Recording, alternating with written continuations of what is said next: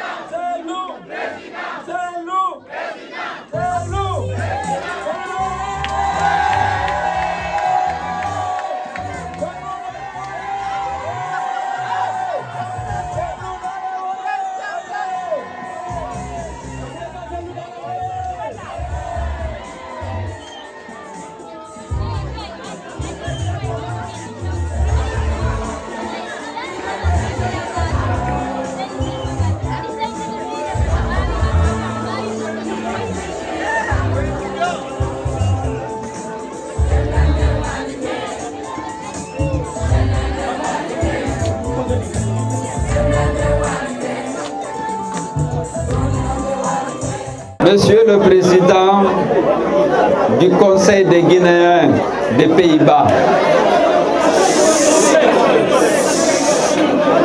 Mesdames les représentants des autorités religieuses et des coordinations régionales,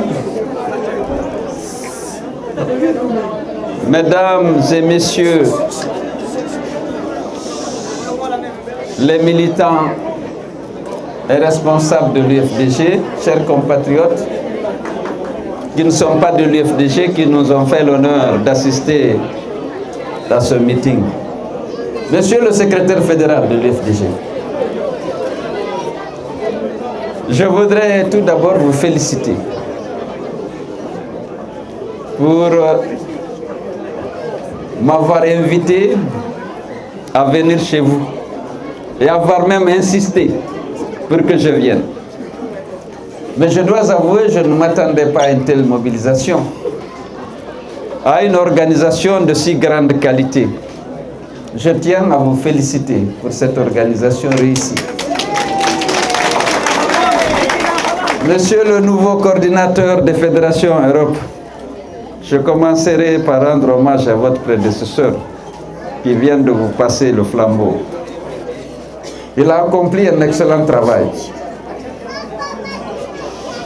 Et Baba Galle, secrétaire fédéral d'Italie, mérite nos félicitations. Militants, sympathisants de l'UFDG, merci pour votre présence massive, disciplinée à ce meeting. Vous savez, l'UFDG a un avantage et ce président a une fierté. D'abord, c'est celle d'être président de ce parti. La politique, c'est parfois le nombre. Mais nous avons les deux qui font d'un parti un grand parti. D'abord, le nombre. Plus de la moitié des Guinéens fait confiance à l'UFDG, à son président. Mais nous avons des militants déterminés, dévoués et désintéressés qui dépensent leur temps, leur énergie et leur argent pour contribuer au rayonnement de l'UFDG, pour soutenir le combat que mène notre parti, pour que notre pays, la Guinée, soit un pays où règne la justice, la prospérité, l'unité de tous les fils du pays. Ce combat est mal connu parce que nous avons été discrédités, diffamés par nos adversaires. Notre ambition reste la même, c'est celle de construire une Guinée unie et prospère. Une Guinée capable de garantir l'égalité des droits et des chances à tous les fils du pays. Aujourd'hui, il y a des préjugés, des clivages, malheureusement, qui sont ancrés par la mauvaise foi souvent des dirigeants, mais aussi d'autres acteurs politiques. Le tribalisme s'est développé dans notre pays. Nous avons dit très tôt que notre ambition, c'est de mettre fin à ces préjugés. On ne peut pas juger un homme par rapport à ce que furent ses ancêtres, quel que soit ce qu'ils furent. On doit juger l'homme sur ses actes, sur son comportement. Et nous voulons construire une société où chaque citoyen est jugé non pas par rapport à l'ethnie ou au parti politique auquel il appartient, mais par rapport à ce qu'il est et ce qu'il fait. Dans ce cas, la compétition entre les citoyens devient saine. Les règles sont établies et connues de tous. Et chacun peut se débattre dans le secteur de son choix. Mais chacun est sûr qu'il ne sera pas victime d'injustice parce qu'il appartient à tel parti ou à telle ethnie. Je suis fier de trouver ici Tidiane Kouyaté. Il porte le nom de mon père. Mon père, à l'abbé, il avait un ami chez lequel il logeait. Elle a dit Djibi Kouyaté, que Dieu est son âme. Il y a cette fille ici. C'était son meilleur ami à l'abbé, c'est là-bas qu'il a logé, tout le temps. Même s'il a été invité à aller ici, non, il est resté fidèle, il a donné le nom de son fils à mon père qui est là. Kouyaté. Aujourd'hui, l'ambition de l'UFDG, c'est non seulement le développement, parce que Dieu m'a donné une expérience.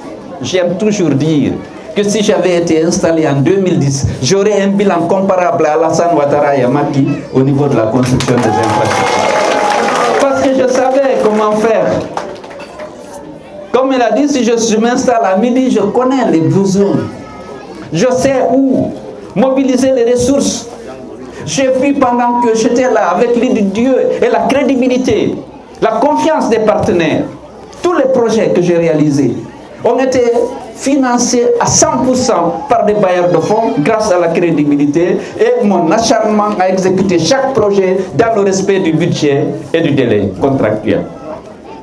Quand vous commencez cette autoroute avec les échangeurs à Conakry, où on a eu énormément de problèmes, parce que la Banque mondiale s'y est opposée, la Banque islamique des développements s'y est opposée, mais elle a considéré que c'était un défi à relever.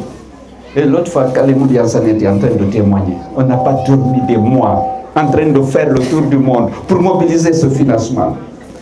Sur la route Kouroussa, Kankan, Kourémalé, le tronçon Kankan Kourémalé, on a exécuté le projet. Il est resté 16 millions de dollars qu'on a reversés parce qu'on ne les a pas utilisés. On a proposé des avenants, on a dit non. La confiance des bailleurs de fonds et la confiance du général Conté, pour moi, c'était des confiances à mériter. On a dit que je n'ai pas travaillé au Fouta. Peut-être. Mais la localisation de projets, c'est sur la cage des critères objectifs. Je n'étais pas ministre d'une région, j'étais ministre de la République. Le président Lansana Conté m'a nommé. Je voulais être digne de sa confiance. Ne pas localiser le projet parce que c'est ma région, mais identifier les projets les plus rentables pour la collectivité nationale. On a fait la route Séré 12 Récoré-Lola, le pont sur le Diani. Il y avait un bac là-bas contraignant pour les usagers de la route. Ceux qui connaissent, connaissent. Mais lorsque vous êtes, Dieu vous élève, vous ne regardez plus sous vos pieds. Vous regardez plus loin. Le pont sur la Fatala, c'est un projet, j'aime le dire, qui a eu des conséquences plutôt négatives pour la ville de Bofa. Ce n'est pas pour Bofa. Bofa a perdu au point que j'ai demandé à l'Union européenne de financer un projet d'atténuation de l'impact négatif de la construction du pont sur la ville de Bofa. Parce qu'il y avait toute une économie qui se développait au bac, qui pouvait rester 3 ou 4 jours sans marcher. C'est comme sur le pont sur le Diani. Les gens faisaient une semaine. Mais est-ce que c'était les gens de Koulé ou de Sérédou? C'était les commerçants, c'était les transporteurs, c'était les passagers, c'était les chauffeurs qui venaient de toutes les régions. Lorsqu'on a fait le pont à la place du bac, beaucoup ont soufflé. Le commerce, puisque la forêt est la région la plus riche, le plan agricole, les gens achetaient l'huile de palme, le café, les bananes pour exporter vers le Sénégal, la Gambie. Ces commerçants se sont enrichis et ont construit des maisons, souvent chez eux, dans leur village. L'impact, c'est tout le monde. Les producteurs de la forêt ont pu écouler à de meilleurs prix leur production. Ils ont été ainsi encouragés à produire davantage et à faire prospérer l'économie guinéenne au profit des commerçants, des transporteurs et de tout le monde. Le pont Kouroussa Kankan, à Irikiri, le pont sur le Mest, 372 mètres. Le pont sur le Niger à Yelibakoro, entre Kankan et Sigiri. C'est le plus long ouvrage de franchissement de la Guinée, 500 mètres. Et j'ai eu un diamantaire ressortissant de Sigiri qui m'a soutenu dès les premières heures. Et là, c'est le commissaire. Il a dit que ce n'est pas ce qu'il est sur les papiers, mais c'est ce petit qu'il a vu défiler ici. Lui, il est de Kankan, il va à Bamako, il revient, il va à Kankan, il revient. Il va faire le marché à Kankan et revenir. Ici, c'est moi. Si je vais faire la politique, je n'ai pas fait ça dans ma région, il me soutient. Il a été un de mes bailleurs de fonds. Il a aidé à installer le parti. Sur la base du bilan, il m'a jugé par rapport à ce qu'il m'a vu faire. Et je dis toujours, je ne vais pas confirmer ce que celle lui a dit. J'avais, lorsque j'étais ministre de TP, élaboré un programme sectoriel de transport avec l'appui de l'Union européenne. L'objectif majeur, c'était de désenclaver toutes les préfectures de Guinée en 5 ans. Et si j'avais été installé en 2010, j'aurais réalisé le projet. C'est quoi? C'est les grands tronçons qui sont concernés. C'est Yom, Zérekore, Bela, Kerewani, Kankan, 482 km. C'est Kindia, Telemele, Gawa, 270 km. C'est Labé, Tougué, Dingira, Sigiri, 403 km. Alors le reste, dès que ces axes sont construits, vous avez Popodra, Luma, qui fait 50 km, Taramba, Likobia, presque 50 km, et vous avez d'autres tronçons, Labé Gawal, qui fait beaucoup de kilomètres. Mais nous avions les projets inter-États, l'abbé Malik Kidougou. Ça, même l'étude technique et le dossier d'appel d'offres étaient élaborés. Boké Kebo, Lola Danene. Et ensuite, on a fait le projet, la demande pour l'étude du projet au Djene Mandiana Kankan. Au vent de Kishik, j'ai lancé ça. Et si j'étais élu, tous ces tronçons auraient été réalisés dans les 5 ans. D'autant plus qu'on a eu de l'argent qui n'était pas prévu.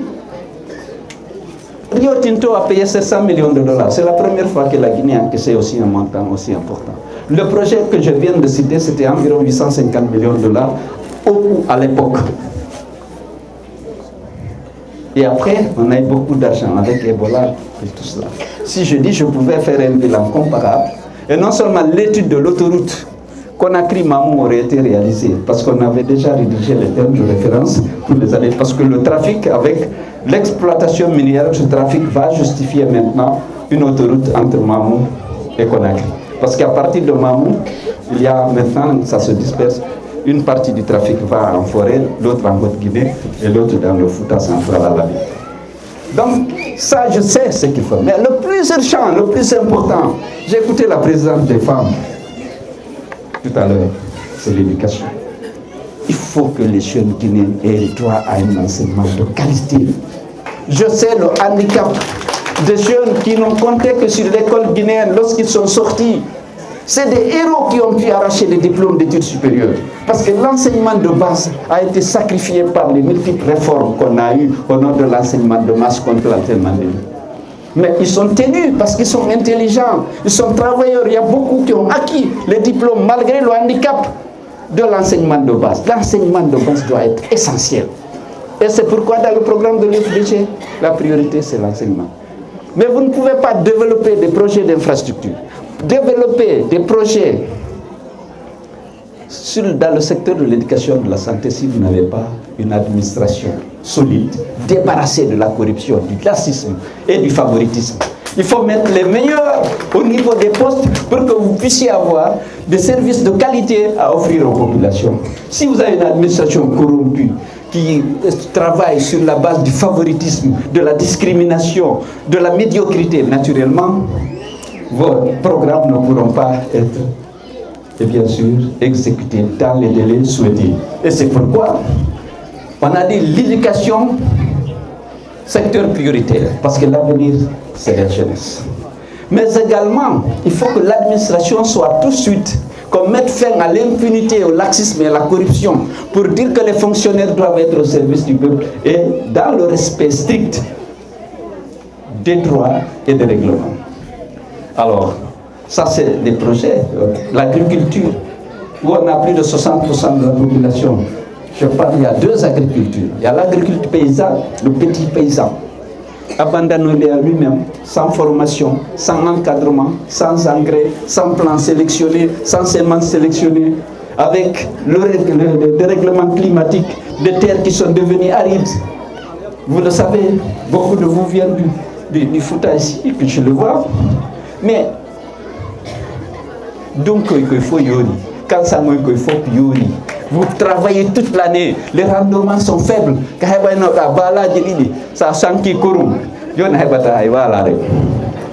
On sait ce que les paysans savent de quoi je parle, mais ceux qui sont nés à Paris ou ont grandi à Grenoble, ils ne savent pas de quoi je parle. Alors, ça c'est l'avenir. Et je sais que les Guinéens savent. Les Guinéens ont compris ce qu'on avait effrayé. En disant, attendez, c'est nous cherche à instaurer une hégémonie. Ils n'ont pas regardé le travail que j'ai fait. Je n'ai jamais discriminé les régions, ni les cadres. Ceux qui ont travaillé avec moi sont toujours avec moi. Parce qu'ils savaient que pour eux, c'est une chance pour la Guinée. L'arbitrage, je ne le fais pas sur la base de l'ethnie, ni sur la base des régions. J'ai toujours privilégié la Guinée, la collectivité nationale, sans demander, je suis du Fouta ou je suis quel est le projet le plus rentable pour la collectivité nationale. Je vous donne deux. Le pont sur le Fatala. Au moment où on faisait l'étude, c'est 300 véhicules qui passaient par jour. Et lorsque vous aviez le bac était en panne, en 3 jours, vous avez 1000 véhicules qui attendent. Imagine le coût pour l'économie. 1000 véhicules qui attendent avec passagers et fret qui n'arrivent pas à destination et qui passent là-bas une semaine. Est-ce que c'était urgent? Alors vous prenez le pont entre Gadaoundou et Boubia ou entre Kalinko et Tougué sur le Kukutamba. C'est 3 véhicules par semaine à l'occasion du marché de Kalinko. Vous pouvez comparer les deux choses. Le pont sur Kalinko, sur chose, à Tougué, c'est dans ma région. Est-ce que je peux privilégier ça? Or, on n'a pas de ressources, on fixe les priorités. On va regarder l'impact sur l'économie et non sur l'impact sur quelques villages. Donc, le chef doit arbitrer, mais à ton âme et conscience. En tenant compte de l'intérêt de la Guinée, de la collectivité nationale dans son ensemble, pas d'une région ou d'une ethnie ou d'un parti. Alors, j'ai beaucoup parlé de ce que je vais faire et que j'aurais pu faire. Maintenant, quelle est la situation? Je sais que beaucoup de gens m'attendent. Le CNRD. Seul en a parlé. Aujourd'hui, vous le savez, le CNRD a annoncé qu'il fera de la justice sa boussole, qu'il va mettre fin à l'instrumentalisation de la justice, au piétinement des droits et libertés des citoyens, au dysfonctionnement des institutions. Certains pensent que celui les avait soutenus parce qu'il était contre Alpha ou parce qu'on lui a rendu son passeport, celui de Madame, on a libéré ses collaborateurs, ou on lui a rendu son siège et son bureau qui était occupé par l'armée depuis. Non, c'est le discours qui m'avait rassuré. Et ils vont organiser les élections et donner le pouvoir à celui que le peuple aura choisi. Mais je ne me bats pas plus que ça. J'ai fait le tour du monde pour défendre ce coup d'État. J'ai discuté avec un chef d'État, le président en exercice.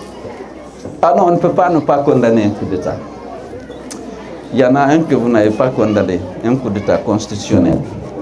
Ce coup d'État-là, c'est un premier pas vers le retour à l'ordre constitutionnel. J'étais content pour mon pays. Le droit des citoyens guinéens d'élire dans une élection équitable et crédible ses dirigeants au niveau local, au niveau législatif et au niveau national, au niveau de l'exécutif. Je dis enfin, la Guinée va avoir exercé pleinement ce droit de choisir ses dirigeants. C'est ça aussi la démocratie, c'est pas tout. C'est ça que j'ai applaudi. L'engagement. Après, le débat sur la durée de la transition est arrivé. Nous avons estimé que 15 mois étaient suffisants pour réunir toutes les conditions d'aller à une élection équitable. On nous a sollicité pour faire des propositions, on a soumis ces propositions, on a justifié. Les gens, on a estimé, parce que tout le monde sait que l'UFDG, s'il y a une élection, on peut gagner. On doit gagner. On a dit que non, c'est le pressé. Et que ceux qui ont pris le pouvoir risquaient leur vie et qu'il faut qu'ils en jouissent un peu. Enfin, c'est ce qu'on disait dans les coulisses. Ce n'était pas officiel, mais c'était ça. On dit, bon, d'accord, nous sommes réalistes. Effectivement, on n'avait plus de moyens de contraindre Alpha à renoncer à son 3e mandat, pour lequel on a consenti, nous, UFDG, beaucoup de sacrifices, nous tous. Et j'ai oublié au passage de vous féliciter pour la contribution exceptionnelle que vous nous avez apportée dans cette lutte. Parce que nous sommes des démocrates convaincus. Ce n'était pas contre Alpha ou le RPG. Nous nous battions pour le respect de la parole donnée, parce que nous avons des valeurs morales. Lorsque tu t'engages, tu prêtes serment, on doit le respecter. Nous nous sommes mobilisés pour nous opposer à la violation du serment, à la violation de la Constitution. On a eu combien de morts? On a arrêté tous nos dirigeants. On a mis beaucoup sous contrôle judiciaire. Vous êtes mobilisés, vous nous avez apporté de l'argent. Les familles de victimes ont été assistées. Les prisonniers ont été entretenus. Leurs avocats ont pu être payés. Essentiellement grâce à nos militants de l'extérieur. Je devais vous remercier pour votre contribution. Parce que Nengher Sani, on n'a pas eu honte. C'est vrai, on a appelé nos militants à sortir. Certains ont été tués. Lâchement. À bout portant. Ils n'ont pas eu droit à la moindre enquête, à la moindre compassion de ceux qui dirigeaient à l'époque. On était à côté des familles. On était là. Ceux qui ont perdu des jeunes, souvent de 14-15 ans, qui sortaient beaucoup par l'enthousiasme certain. Nous sommes attachés à nos valeurs africaines de solidarité avec des victimes de l'injustice, de victimes de l'arbitraire et de la violence injustifiée. Nous étions là avec une enveloppe, grâce à vous. Nos prisonniers, ils ont été aidés. Leurs familles, on était à côté. Parce que ça, c'est les valeurs morales. On se battait pour ces valeurs morales, pour que les serments soient respectés, pour que la Constitution soit respectée. La force avait, de façon provisoire, erasé de nous. Mais Dieu ne dort pas. Aujourd'hui, la junte avait proposé 39 mois à partir du 5 septembre. Le CNT, pour montrer son indépendance, a dit 36 mois et a pris une résolution pour dire que la durée de la transition est fixée à 30 mois, à partir du 5 septembre. La CEDEAO vient, la junte négocie, non, c'est 24 mois. Et puis c'est nous qui fixons la date du départ des 24 mois. Ils ont dit c'est 1er janvier 2023. On a dit d'accord. On n'a pas participé à la discussion avec la CEDEAO. Comme la CEDEAO semblait valider, on s'est incliné. Et voilà, nous sommes en 2024. Nous avions quand même dénoncé ce qu'ils ont appelé l'accord dynamique. On a écrit à la CEDEAO. On a dit que l'accord là, c'est un marché de dupes. Vous ne pouvez pas réaliser les 10 points en 24 mois, quelle que soit la date du départ des 24 mois. Parce que ce qui s'est passé, la gente a voulu obtenir les 10 points, sachant que s'il y a les deux recensements, le recensement général de la population et de l'habitat, il y a le RAVEC comme partie du programme, ils ont le prétexte pour reporter régulièrement l'échéance parce qu'on ne peut pas réaliser ces deux opérations qui sont coûteuses, qui sont techniquement difficiles à réaliser, notamment le RAVEC, et qui sont lourdes, alors qu'il y avait un fichier consensuel. L'UFDG, on s'était battu pour exiger que notre fichier soit audité. On a obtenu cet audit par l'Union européenne, la francophonie et les Nations unies, qui ont identifié les faiblesses du fichier et qui ont formulé des recommandations pour procéder aux corrections nécessaires.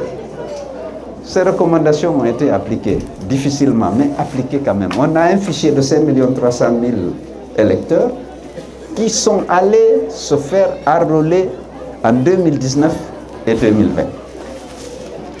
Ils se sont enrôlés sur la base du même cahier de charge. Toutes les données biométriques sont là, et alphanumériques. Il s'agit d'ouvrir ce fichier pour faire ce qu'on appelle une révision de la liste électorale, ce qui se passe dans tous les pays du monde. Le Nigeria, c'est 220 millions d'habitants, 91 millions d'électeurs. Ils ont fait une révision du fichier. La RDC, c'est un continent avec des zones enclavées. Il faut des avions. Ils ont fait une révision du fichier. La Guinée dit non, on ne fait pas de révision parce que le fichier a été beaucoup critiqué, on va recommencer à zéro, sachant bien que les deux opérations qu'ils ont envisagées ne peuvent pas se faire même en 40 mois. Mais ils disent, bon, comme la CEDEAO voulait 24 mois, on va donner 24 mois. Et donc accepter seulement les 10 points. On sait qu'on a des prétextes demain pour reporter parce qu'on ne peut pas aller aux élections sans fichier. Mais dès octobre 2022, au lendemain de la conclusion de l'accord, on a fait un mémo à l'intercoalition, on a adressé à la CEDEAO pour dire que le travail qui a été fait n'est pas sincère, ils ne se sont pas assurés de la cohérence entre le délai de 24 mois et les actions à mener durant les 24 mois, parce que c'est impossible. Et ça n'a pas tardé, nous sommes en 2024. On a commencé par nous dire que non, en 2024, on ne peut espérer que l'adoption de la Constitution. Mais comment aller au référendum si vous n'avez pas de fichier? Et on a dit que le fichier est généré par le RAVEC. Mais nous, on a clairement dit dans le mémo qu'on a adressé le 1er novembre 2022 à la CEDEAO et qu'on a distribué à tous les partenaires techniques, le G5, dit que l'accord dynamique est un marché de dupes. Et vous allez voir. Aujourd'hui, ils avaient promis eux-mêmes, disons 36 mois, parce que le CNT a adopté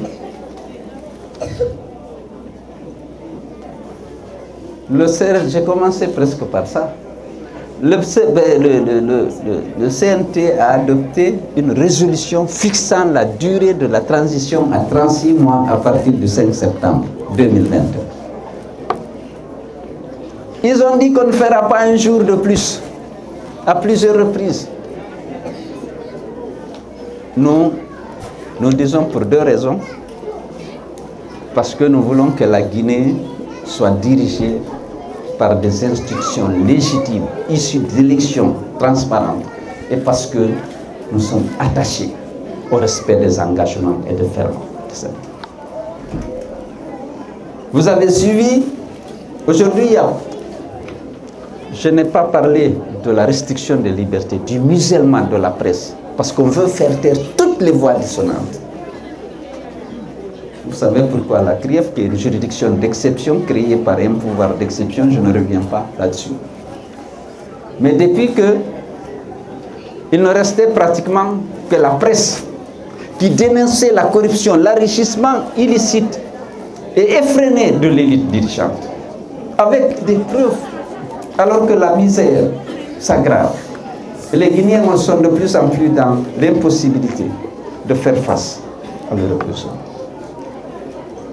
Ils ont décidé complètement de museler, de dissoudre pratiquement par le retrait des agréments aux médias qui organisaient des débats sincères. Nous avons dit, nous n'acceptons pas. Nous avons des valeurs, il faut que les serments, les engagements pris soient respectés. Il y a eu, au cours d'une assemblée de plusieurs partis politiques, de coalitions de partis, des organisations de la société civile, une déclaration a été publiée disant quoi? On va mettre ensemble nos énergies et nos intelligences pour contraindre le CNRD à respecter ses engagements. C'est dommage, lorsque des officiers prennent des engagements, lorsqu'ils font des serments de jurer sur la transition, la charte de la transition, et de mettre fin à une série de fléaux qui minaient le fonctionnement des institutions, la justice. Et même la justice, au début, ils ont eu une réunion, la justice a dit, vraiment, on était obligés. Nous sommes heureux qu'on nous dise qu'on va nous restituer notre indépendance. Mais aujourd'hui, si la même réunion s'organise, c'est sûr que ce n'est pas les mêmes propos que nos magistrats vont tenir. Donc, dans cette déclaration, on a dit que s'il y a cette violation délibérée des serments, des engagements pris vis-à-vis du peuple de Guinée, vis-à-vis pris de la communauté internationale à travers la CEDEAO, si la junte ne respecte pas ses engagements, elle perd toute légitimité. Et les partis signataires ont décidé d'utiliser tous les moyens légaux, y compris les manifestations dans les rues sur les places publiques, pour amener le CNRD à respecter ses engagements. Ils ont dit plus d'une fois qu'ils ne feront pas un jour de plus à cette échéance. Je ne sais pas, je n'invente rien, vous suivez ce qui se passe. Et aujourd'hui, la tendance, c'est de reporter au calendrier grec l'organisation de ces élections. Est-ce qu'on peut continuer à vivre comme ça? Il faut qu'on vive dans une société où la parole donnée est respectée, les contrats doivent être respectés.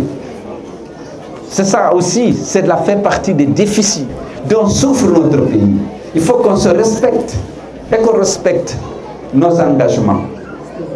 Et ça, malheureusement, avec le pouvoir, parfois, évidemment, souvent, les hommes sont tentés de conserver le pouvoir par tous les moyens, quitte à renier les engagements pris et les contrats passés avec d'autres. Donc, il faut que vous soyez mobilisés. Le combat que nous menons, ce n'est pas pour un groupe particulier. C'est le président, vous savez qu'on ne sera pas au service d'un groupe particulier. Non pas l'UFDG, sauf à ses valeurs. On sera au service de ses valeurs. Bâtir une démocratie apaisée, dans une société réconciliée avec elle, promouvoir le développement, l'égalité des droits et des chances pour tous les fils du pays. Et nous serons au service de tous les partis politiques, de toutes les entités, de toutes les catégories socio-professionnelles. On ne sera pas tout ce qu'on aura, la gestion de l'État, on ne sera pas au service d'un groupe particulier. Parce que la Guinée souffre aussi de ça.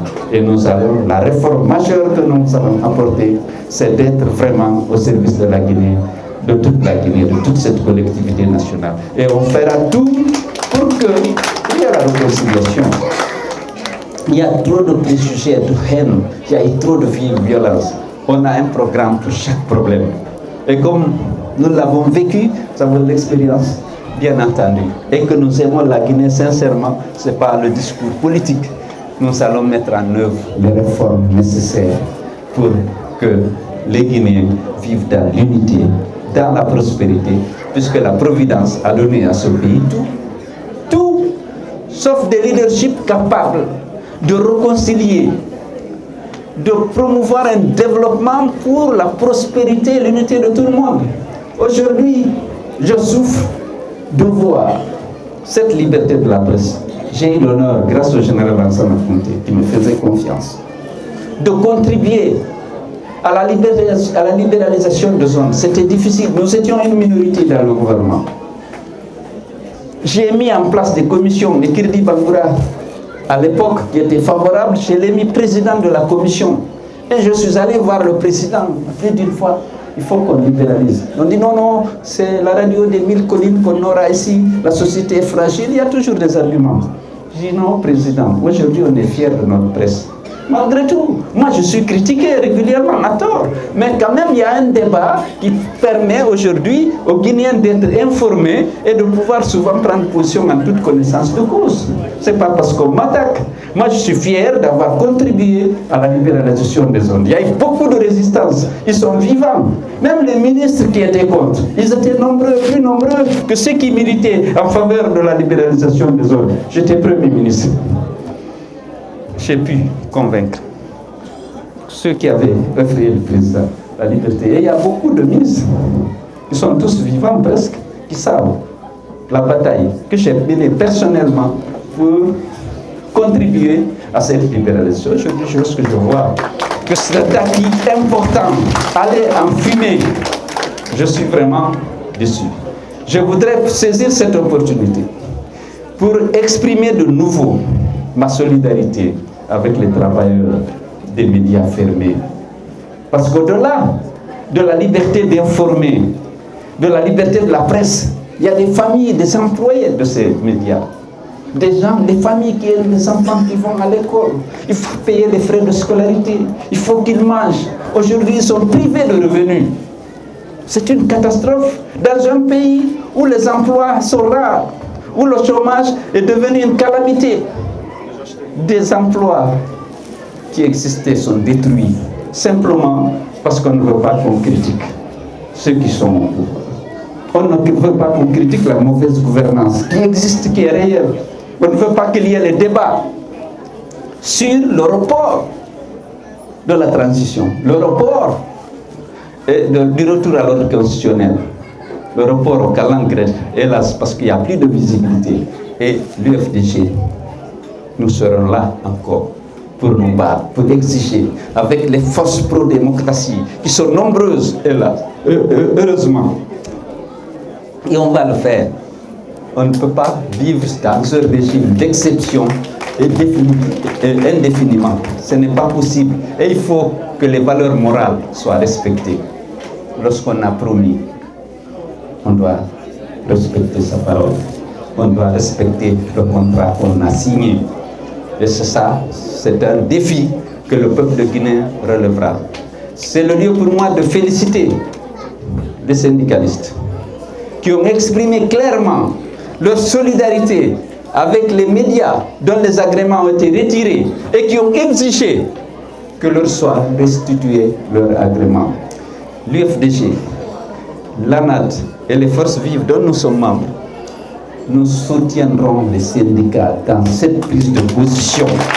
Parce que c'est le droit qu'ils sont en train de défendre, c'est la liberté de la presse, le droit à l'information de nos compatriotes. Ça fait partie de nos droits et libertés. Nous devons défendre les droits et libertés de choisir nos dirigeants.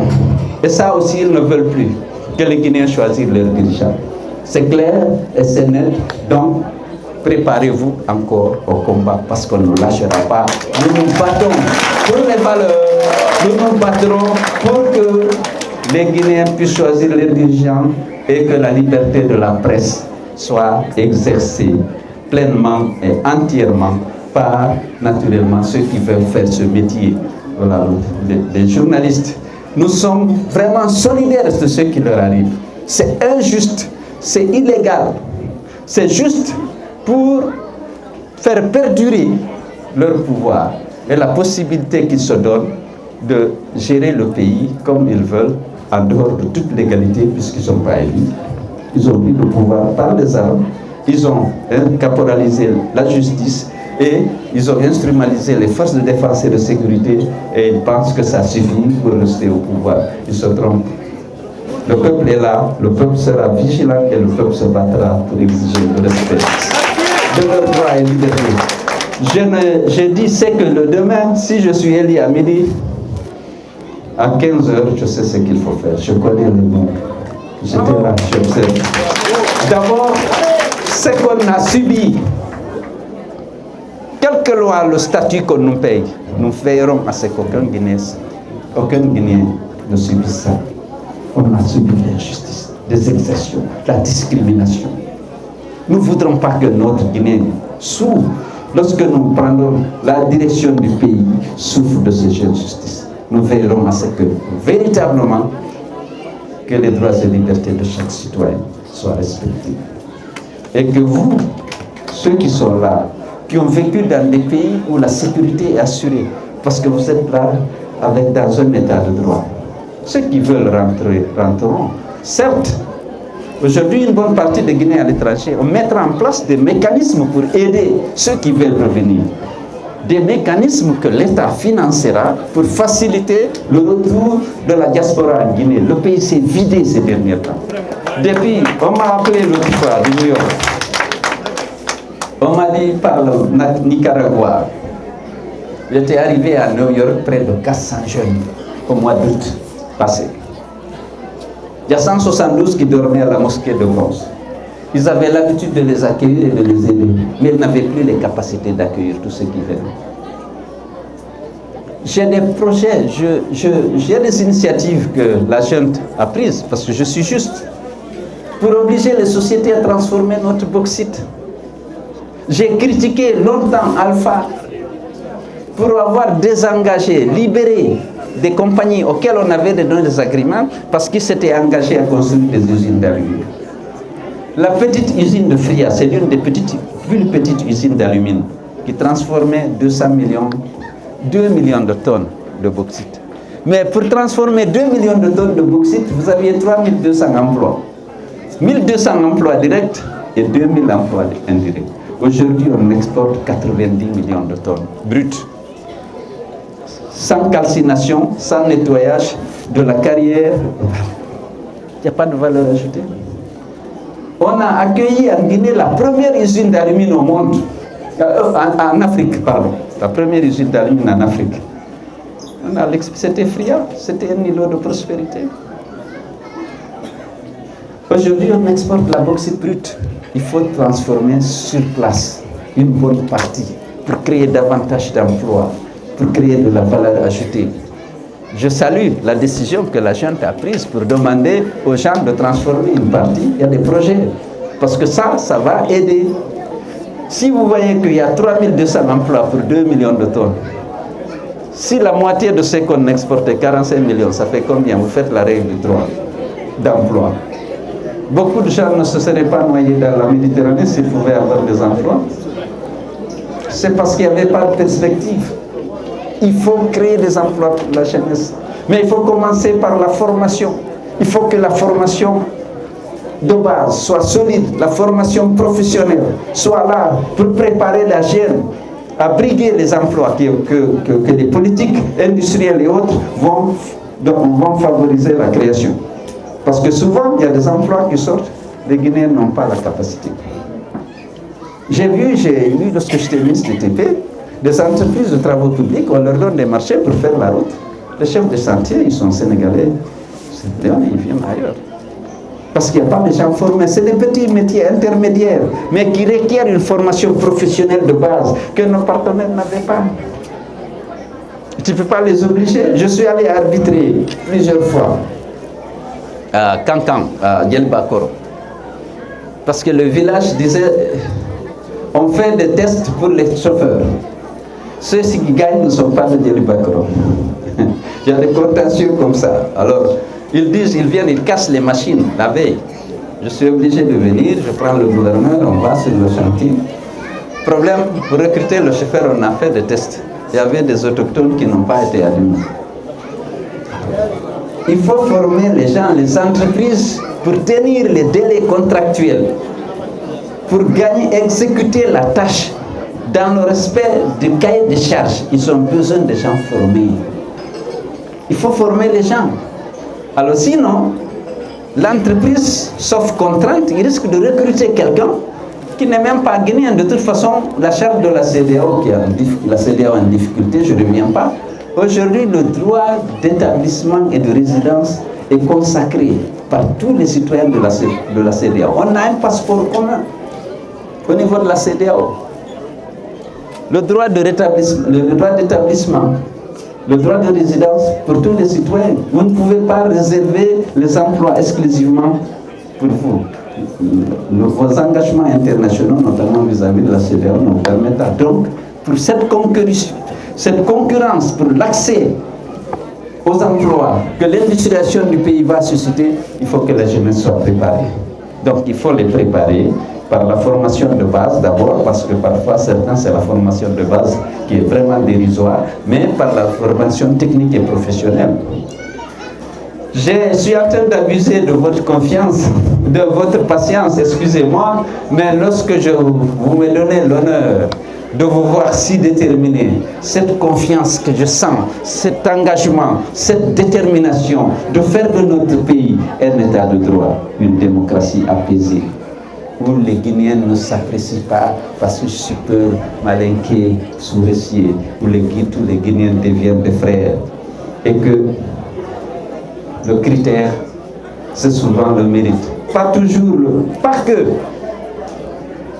On verra à ce qu'il y a les possibilités que tous les Guinéens vivent dignement.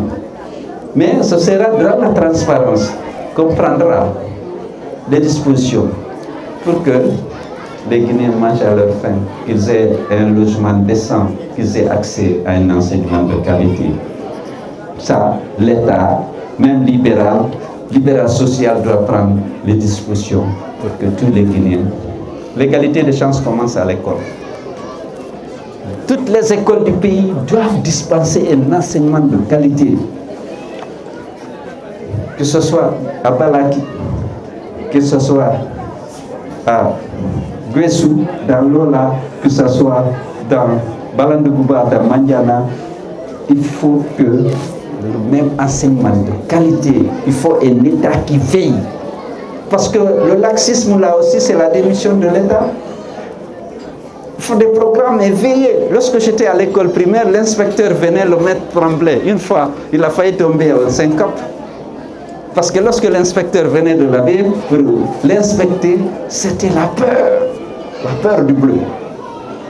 Aujourd'hui, vous savez comment ça se passe dans nos villages. L'école, le centre de santé, chacun fait ce qu'il veut. Il faut mettre fin à ça. Donner un mandat aux fonctionnaires et vérifier qu'il ait rempli son mandat correctement.